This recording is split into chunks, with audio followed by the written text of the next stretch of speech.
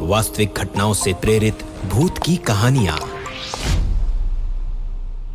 बात सन 1920 की है। दिल्ली के चांदनी चौक वाले इलाके में रहने वाला असगर अली, जिसकी कुछ ही दिन पहले एक नई नौकरी लगी थी। और नौकरी क्या थी? लाल किले की रखवाली। जी हां, वही लाल किला जो मुगल बादशाह शाहजहां ने 17वीं सदी में बनवाया था। वैसे तो लाल किले के कई दरवाजे थे, लेकिन उनमें से सिर्फ एक ही ऐसा था जो लोगों के आने जाने के लिए खुला रखा गया था। सन 1920 में तो लाल किले में अक्सर अंग्रेजों के कुछ सिपाही वहां रहते थे।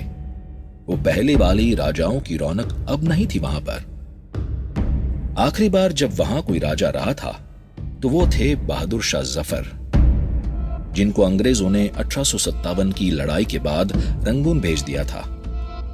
अगर आपको याद हो तो उसके बाद ही अंग्रेजों की भारत पर पूरी तरह से हुकूमत बनी थी और मजबूत भी हुई थी। फिलहाल ये सब बातें असगर के दिमाग में नहीं थी। वो तो बस इस बात को लेकर खुश था कि उसकी एक नौकरी लग गई। उसे बस गेट के सामने पहरा देना था। जिस गेट पे वो रखवाली करता था वो गेट यमुना नदी की तरफ खुलता था, और यमुना गेट की कुछ ही दूरी पर थी।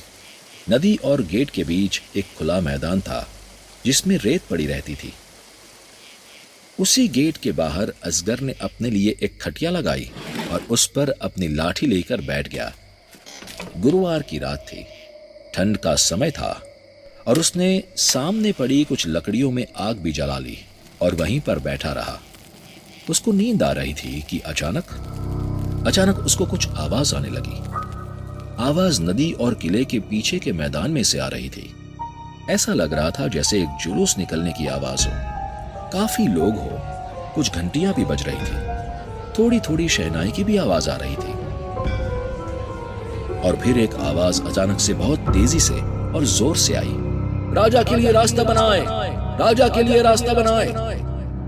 असगर ये आवाज सुन के एकदम से डर सा गया। उसको समझ में नहीं आया कि ये आवाजें कहां से आ रही है। उसको काफी डर लगा, लेकिन उसने हिम्मत जुटाई और वो थोड़ा मैदान की तरफ गया। और फिर उसको साफ साफ दिखने लगा। वहां तो जैसे एक जुलूस निकल रहा था। दो बड़े से हाथी थे। एक पे ऐसा लग रहा था जैसे कोई राजा बैठा हो और दूसरे पर रानी। उनके आगे और पीछे काफी सिपाही चल रहे थे। कुछ लोग जो शंख और शहनाई बजा रहे थे। आगे आगे एक आदमी चल रहा था जो जोर से चिल्ला रहा था, राजा के लिए रास्ता बनाए, राजा के लिए रास्ता बनाए। असगर ने सोचा, इस वक्त जुलूस? और ये कौन सा महाराजा है? यहां तो अंग्रेजों का राज चल रहा है। फिर असगर को और भी साफ दिखने लगा कि वो जुलूस था। एकदम अजीब सा लग रहा था ये जुलूस। हाथी, सिपाही सब जमीन से थोड़ा ऊपर, जैसे कि हवा में चल रहे हो। लोग दिख तो रहे थे, लेकिन ऐसा लग रहा था जैसे कि वो हवा उनके शरीर के बीचों बीच से निकल रही हो। और फिर उसने देखा कि वो पूरा जुलूस वहां पड़ी नाव के बीच से निकल गया, जैसे कि वहां कोई नाव पड़ी ही ना हो। नाव उनके आर पार हो गई और वो चलते रहे। ये सब देखकर असगर की रूह कांप उठी। उसको विश्वास नहीं हो रहा था कि वो क्या देख रहा था। वो देखते देखते इतना डर गया कि उसको पता ही नहीं चला कि वो वहां पे ही बेहोश हो गया। और उसको होश तब आया जब उस पे कुछ अंग्रेज सिपाहियों ने पानी छिड़का। उन्होंने उसको उठाया और पूछा कि वो बेहोश कैसे हो गया। असगर को पहले कुछ भी समझ में नहीं आया कि वो वहां मैदान के बीच में कैसे पहुंच गया। उसने सिपाहियों का शुक्रिया अदा किया और किसी भी तरह उठकर अपनी खटिया पर वापस आ गया। थोड़ी देर बाद उसको याद आने लगा कि उसने कल रात क्या देखा था। वो बहुत घबरा सा गया और वहीं पर डर के कारण खटिया पर लेट गया। कुछ समय बाद उसकी जान में जान आई और उसने उस बात को भुलाने की कोशिश की। उसने सोचा कि क्या पता कोई सपना होगा या बस उसका वहम होगा, और कुछ 1-2 दिन में ही वो सही में उस बात को भूल गया। लेकिन फिर अगला गुरुवार आया। असगर हर रात की तरह अपनी खटिया पे बैठा। इस रात तो उसने आग भी नहीं जलाई थी, बस लेटा हुआ था खटिया पर। और वो आवाजें वापस से आने लगी। असगर घबराने लगा और अपनी खटिया से उठकर बैठ गया। और और फिर वो आवाज दोबारा से आई, राजा के लिए रास्ता बनाए, राजा के लिए रास्ता बनाए। असगर के रोंगटे खड़े हो गए। उसके पूरे बदन में एक अलग सी सिरहन दौड़ उठी, एकदम कांपने वाली।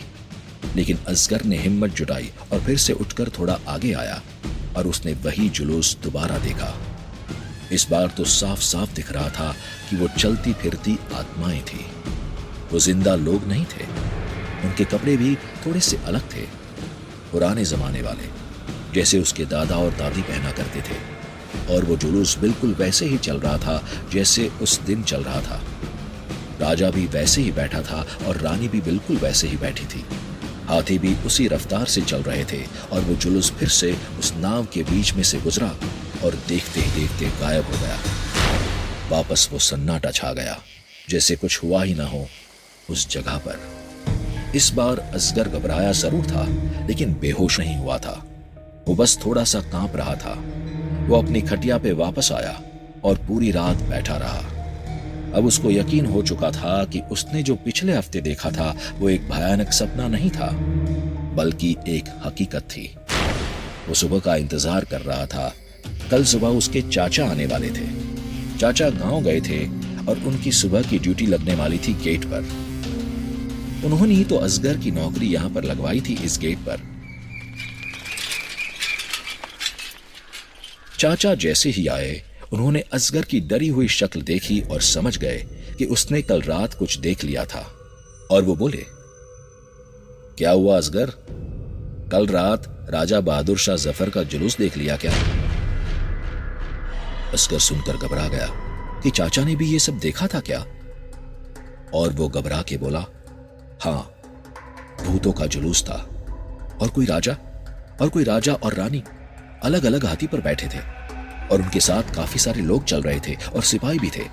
और आपको कैसे पता कि वो राजा जफर का ही जुलूस था? चाचा के चेहरे पर एक छोटी सी हंसी आई और फिर थोड़ा सा दुख भी। उन्होंने फिर असगर को कहानी बताई। जब आखिरी राजा बहादुर शाह जफर यहां पर रहते थे तो हर गुरुवार को उनका एक जुलूस निकलता था। वो अपने राजाओं वाले कपड़े में सजकर और अपनी रानी जीनत महल के साथ बाहर अपनी प्रजा के बीच में आते थे। लोग उनको सलाम करने के लिए और सिर्फ उनको एक झलक देखने के लिए सड़क पर उतर आते थे। हर राजा ये चाहता है कि उसकी अपने लोगों के बीच लोकप्रियता हो। वो कई ऐसी चीजें करता है ताकि लोग उसको पसंद करें और उन्हें अपना राजा मानते रहें। बहादुर शाह जफर का ये तरीका था लोगों से जुड़े रहने का। हर गुरुवार को एक जुलूस। अफसोस कि उनकी आत्मा और उनके साथियों की आत्मा को अभी ये एहसास नहीं हुआ कि वो अब मर चुके हैं, वो अब इस दुनिया में नहीं है। ऐसा अक्सर तब होता है जब लोग बहुत गहरे सदमे से मरते हो। उन्हें पता ही नहीं चलता है और अपनी पुरानी दिनचर्या में वो लगे रहते हैं। इसलिए हर गुरुवार को राजा और उनका जुलूस यहां से निकलता है, बिल्कुल पहले की ही तरह। असगर कहानी सुनकर दंग रह गया।